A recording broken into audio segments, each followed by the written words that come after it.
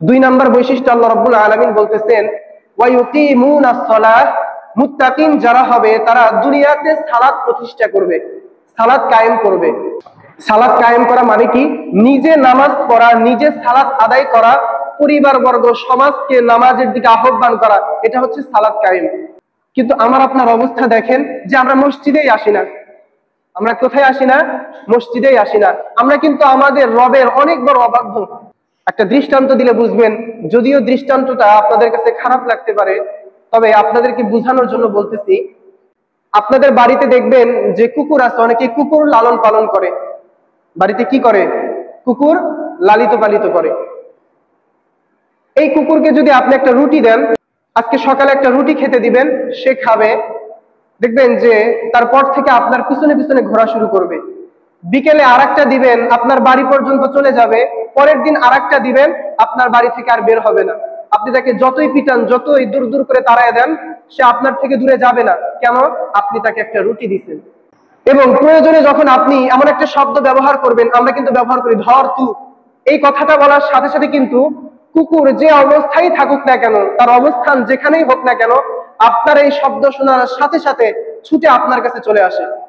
সে যেখানেই থাক না কেন, কারো অন্য কুকুরের সাথে মারামারি করতেছে, ব্যাপার না, খাবার খাচ্ছে, কোনো ব্যাপার না। যখনই আপনি বলবেন ধর তু বা তু বলে একটা শব্দ ব্যবহার করবেন, সাথে সাথে আপনার কাছে চলে আসবে। এখন লক্ষণীয় বিষয় যে আমি আপনি আশরাফুল মাখলুকাত, আল্লাহ রাব্বুল আলামিন আমাকে আপনাকে এত নিয়ামত দিলেন, আমাদেরকে সুন্দর ফসল দিলেন, সুন্দর স্ট্রাকচার দিলেন, সুস্থতা দান করলেন, এত এত নিয়ামত দিলেন। এত নিয়ামত দেওয়ার পরে আমাদেরকে 5 বার প্রত্যেকদিন হাইয়া আলাস সালাহ বলে ডাকে, আমরা একবার ওই মালিকের দরবারে সাড়া দিই না। একটা কুকুর সামান্য একটা রুটি পেয়ে মালিকের প্রতি কি কৃতজ্ঞতা প্রকাশ করে, যে তার অবস্থা যেমনই হোক না কেন সে মালিকের কথার অবাধ্য হয় না। অথচ আমি আপনি দেখেন কতটা অবাধ্য।